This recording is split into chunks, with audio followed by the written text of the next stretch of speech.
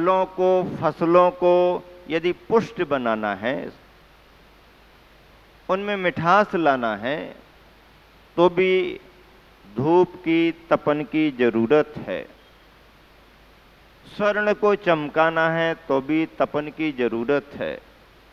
ठीक इसी तरह हमें अपनी आत्मा के दोषों को दूर करना है, राग द्वेष और कर्म के संस्कार को दूर करना है, आत्मा को शुद्ध और सिद्ध बनाना है, तो तप का आलंबन लेना ही पड़ेगा। बिना तपे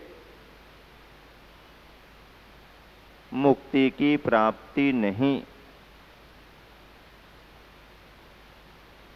ऐसे तपों के महत्व को समझ करके हम इस महिमा को भी जानते हैं कि साधारण सी अकिंचन पददलित माटी रास्ते में पड़ी रहती है, आने जाने वाले पैरों तले उसे रौंदते रहते हैं।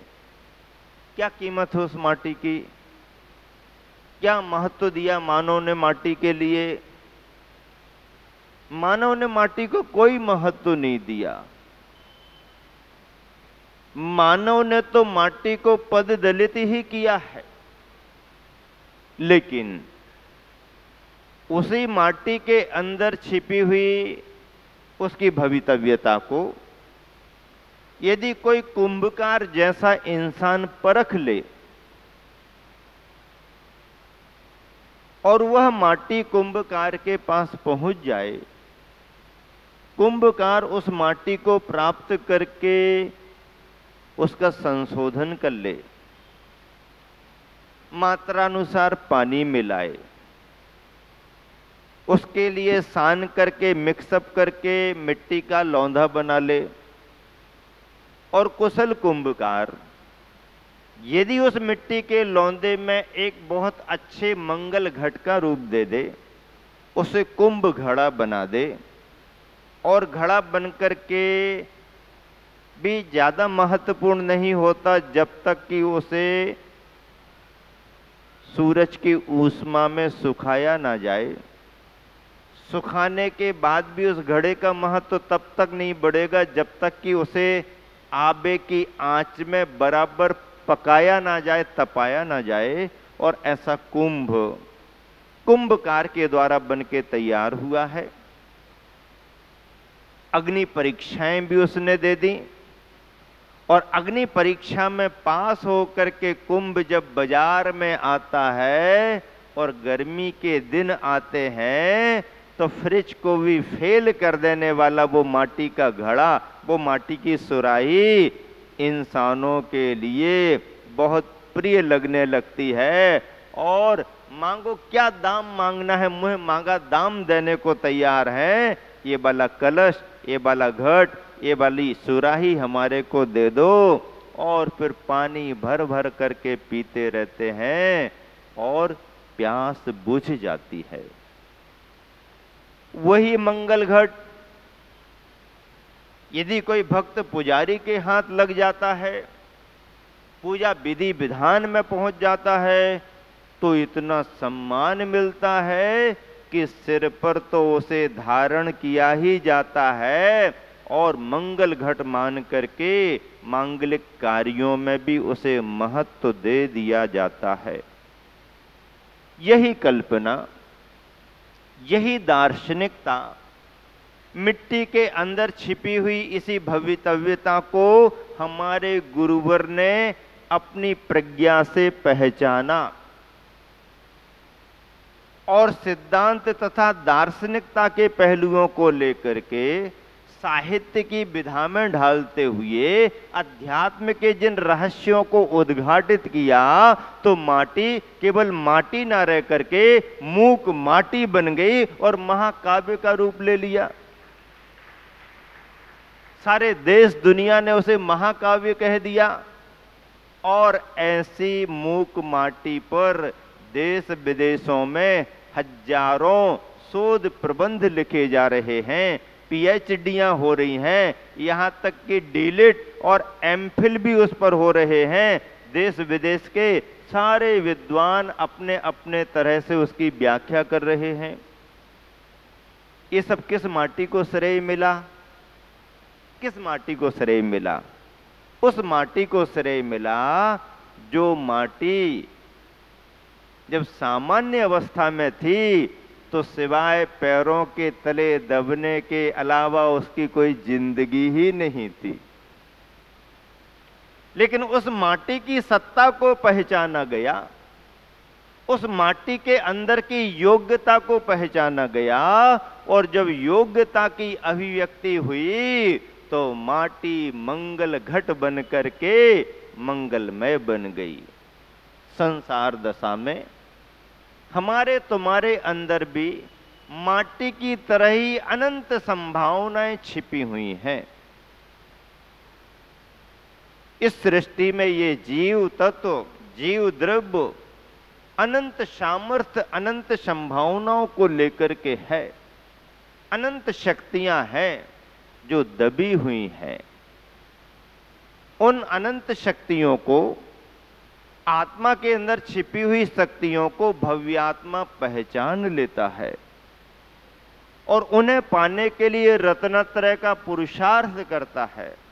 और जो भव्यात्मा अपने अंदर की आंतरिक शक्तियों को पहचान कर उसे उद्घाटित करने के लिए मोक्ष मार्ग में आगे बढ़कर के रत्नत्रय का पुरुषार्थ करता है, तप के माध्यम से दोषों को दूर करता है, संशोधन के मार्ग पर आगे बढ़ता है, शुद्धिकरण के रास्ते पर आगे बढ़ता है, बाह्य तपों का आलंबन लेता है, अंतरंग तपों का आलंबन लेता है, और अंतरंग तपों में सर्वश्रेष्ठ अंतरंग तप ध्यान का आलंबन लेता है, तो उत्कृष्ट ध्यान के बल पर घातिया कर्मों को नष्ट करके केवल ज्ञान प्राप्त करता है, और अघातिया कर्मों को नष्ट करके अपनी आत्मा को शुद्ध और सिद्ध बना लेता है।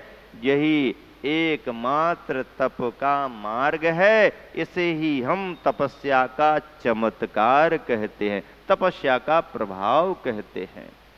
आज तक जितनी भी भव्यात्माएं सिद्ध बनी हैं, सबने तप का आलंबन लिया है, तप का आचरण किया है। आज भी विदेह क्षेत्र में जो भी भव्यात्माएं सिद्ध बन रही हैं, तप का आलंबन ले रहे हैं। आगे भी जो भी भव्यात्माएं जब कभी भी सिद्ध बनेंगी, एकमात्र तप के मार्ग को स्वीकार करके ही वो भव्यात्माएं सिद्ध बनेगी। दो तरह के मार्ग हैं, एक संसार का मार्ग है और एक सन्यास का मार्ग है। एक गृहस्थी का मार्ग है, एक त्यागी का मार्ग है। एक साधनों का मार्ग है और एक साधना का मार्ग है। साधनों के मार्ग को गृहस्थ स्वीकार करता है, तपस्वी साधना के मार्ग को स्वीकार करता है। तपस्वी और साधन संपन्नता संभव नहीं। तपस्वी हो और साधन संपन्नता हो, ऐसी कोई परिभाषा भारतीय संस्कृति में नहीं है। अन्यथा फिर तो ये हो जाएगा कि जिसके पास में जितना बड़ा आडंबर है वो उतना बड़ा महाराज बन जाएगा। आडंबर से साधना की पहचान नहीं, आरंभ और परिग्रह से साधुता की पहचान नहीं। जहां पर आरंभ परिग्रह का अंबार लगा हुआ है, सुख सुविधाओं के साधन स्पष्ट दिखाई दे रहे हैं, वह साधना का, संन्यास का मार्ग नहीं है। और फिर जिन शासन में जहां पर श्रेष्ठता और शुद्धता को ही स्थान दिया जाता है, जहां पर बहुत बारीक बारीक सूक्ष्म से सूक्ष्म व्याख्याएं चलती हैं, जहां पर बाह्य परिग्रह का तो कोई महत्व ही नहीं है। मुक्ति के मार्ग में शरीर को भी परिग्रह मान लिया जाता है, और अंतरंग के समय सार में बाहर का परिग्रह तो क्या, शरीर के परिग्रह की भी क्या चर्चा करना जो बाहर से स्पष्ट है। अरे अंतरंग के परिणामों में राग द्वेष का भी संस्कार यदि भाव कर्म के रूप में लगा है तो उसे भी समय सार ने शुद्धता में स्वीकार नहीं किया। ऐसे समय सार की शुद्धता को पाने के लिए तप के साधना के मार्ग को ही अपनाना पड़ेगा। गृहस्थ है, उतना त्याग उसका नहीं है, साधनों को जोड़ करके रख सकता है, उसकी शोभा वैभव से हो सकती है। धर्म के क्षेत्र में भले उसका महत्व ना हो, पर संसार के क्षेत्र में बाह्य वैभव विभूति का महत्व है। और गृहस्थ यदि त्यागी नहीं है तो गृहस्थ उसको जोड़ सकता है। गृहस्थ की शोभा ही थोड़े से वैभव से होती है, वैभव से गृहस्थ की शोभा हो सकती है, लेकिन त्यागी की शोभा वैभव से नहीं है। त्यागी की शोभा तो वीतरागता से ही होती है। त्यागी की शोभा वीतरागता से ही होती है। इसलिए इसी भाव को समझते हुए मैंने बहुत पहले 4 पंक्तियां लिखी थी, सुनाए दे रहा हूं। धरती पर सोता हूं, आसमान ओढ़ता हूं। धरती पर सोता हूं, आसमान ओढ़ता हूं, देह की माटी से अमृत निचोड़ता हूं। धरती पर सोता हूं, आसमान ओढ़ता हूं, देह की माटी से अमृत निचोड़ता हूं। दुनिया की दौलत से कीमती ये फकीरी है। दुनिया की दौलत से कीमती ये फकीरी है, इसलिए वैभव से नहीं वीतरागता से नाता जोड़ता हूं। वैभव से नहीं, वीतरागता, भगवान के चरणों में बैठता हूं, वीतरागता से नाता जोड़ता हूं। जैन परंपरा में जिस सन्यास और साधना की चर्चा है वह तो निर्ग्रंथता से शुरू होती है। निर्ग्रंथता का आना तो शुभारंभ है, पहला कदम है, मंगलाचरण है। पुराण पूरा नहीं है, ग्रंथ तो पूरा शेष है। निर्ग्रंथता का आना पहला कदम है, मंगलाचरण है। मुक्ति के मार्ग पर रखा गया पहला कदम मंगलाचरण, शुभारंभ है। फिर इस निर्ग्रंथता के बल पर साधक कैसे आगे बढ़ता है, क्या क्या करना पड़ता है, मूलाचार बतलाता है बाहर से, और समय सार बतलाता है अंदर से। और मूलाचार और समय सार जिस साधक के पास हैं उसे फिर दुनिया की किसी भी वस्तु की जरूरत नहीं। अभी अष्टपाहुट का स्वाध्याय कर रहे थे हम सभी लोग दोपहर को। बहुत अच्छी अच्छी गाथाएं उसमें आती हैं। आचार्य कुंद कुंद ने बहुत मार्मिक संदर्भ अष्टपाहुट में लिखे हैं। बोध पाहुट का स्वाध्याय करते करते एक गाथा पढ़ने में आई। क्या लिखा आचार्य कुंद कुंद ने? मोक्ष मार्गी साधक कैसा होता है, निर्वाण को कैसे प्राप्त करता है, तो उन्होंने एक योद्धा का प्रसंग दिया, उदाहरण दिया है। मुक्ति के मार्ग पर आगे बढ़ने वाला मुमुक्षु भव्यात्मा भी एक योद्धा के समान है। वह धर्म के क्षेत्र में युद्ध करता है। बाहर के युद्ध की बात उन्होंने नहीं की, अपने जीवन के युद्ध को कैसे करता है, धर्म के क्षेत्र में युद्ध कैसे करता है। तो उन्होंने कहा वो योद्धा संग्राम में क्या करता है, मति ज्ञान का धनुष लेता है। कौन सा धनुष लेगा? मति ज्ञान का। मति ज्ञान नाम दिया है, मति ज्ञान का धनुष लेगा। उसमें डोरी किसकी लगाएगा? श्रुत ज्ञान की डोरी लगाएगा। मति ज्ञान का धनुष बनाएगा, उस धनुष में श्रुत ज्ञान की डोरी लगाएगा। अब बाण की जरूरत है तो कौन से बाण लाएगा? तो आचार्य कुंद कुंद स्वामी ने लिखा कि रत्नत्रय के बाण अपने पास में रखता है। कौन से बाण रखता है? रत्नत्रय के, सम्यक दर्शन ज्ञान चारित्र के बाण अपनी तूनीर में रखता है और एक एक बाण निकाल करके निशाना साधता है। कहाँ निशाना लगाता है? क्या लिखा? परमार्थ के निशाने साधता है, लक्ष्य बनाता है। निशाना बराबर लगना चाहिए। चूक गया कोई बात नहीं, अगला फिर निशाना लगाएंगे। काम नहीं हुआ कोई बात नहीं, जब तक काम नहीं बनेगा निशाना लगाते रहेंगे, लगाते रहेंगे, लगाते रहेंगे। धनुष मति ज्ञान का, डोरी श्रुत ज्ञान की, और फिर उस पर रत्नत्रय के बाण लगा लगा करके निशाना साधता रहता है, साधता रहता है। और किसी ना किसी क्षण उसका रत्नत्रय का बाण निश्चित रूप से लक्ष्य को भेद देता है, कर्म निर्जरा कराता है और परमार्थ से उसे मुक्ति की प्राप्ति हो जाती है। और धर्म के क्षेत्र में ऐसा योद्धा विजेता हो जाता है, संसार को जीत लेता है। कितनी बड़ी कल्पना, कितना बड़ा सिद्धांत आचार्य कुंद कुंद स्वामी ने अष्टपाहुड़ के अंदर बोध पाहुड़ में लिखा। जिस समय हम लोग स्वाध्याय कर रहे थे, इतना मन प्रसन्न हो गया, गजब कर दिया आचार्य महाराज ने। आचार्य श्री के श्री चरणों में संग में बैठ करके भी अष्टपाहुड़ का स्वाध्याय किया था, गाथाएं नोट भी हुई, लेकिन कभी कभी किसी गाथा पर ध्यान नहीं गया हो, नहीं जा पाता है।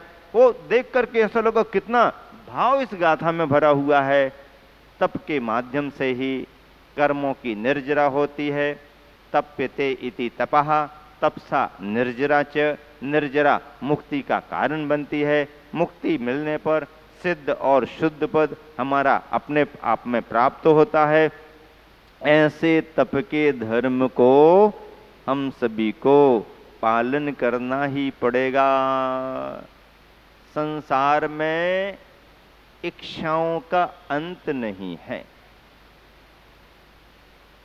और सच्चा तप तो वो माना जाता है जिसमें इच्छाओं पर नियंत्रण हो। चाहे किसी भी तरह का तप क्यों ना करो, किसी भी तरह की तपस्या क्यों ना करो, भाव शुद्धि के रूप में यदि तुम्हारा अपना मन पर नियंत्रण नहीं है, यदि भाव शुद्धि के रूप में तुमने इच्छाओं पर लगाम नहीं लगाई, तो फिर तब तुम्हारा सार्थक सफल होने वाला नहीं। तपों की चर्चा करते हैं। अनशन, अवमोदरी, वृत्ति परिसंख्यान, रस परित्याग, विविक्ति, संयासन, काय क्लेश, बाह्यम तपः। ये 6 भेद वाले बाह्य तप हैं। इन्हें बाह्य तप क्यों कहा जाता है?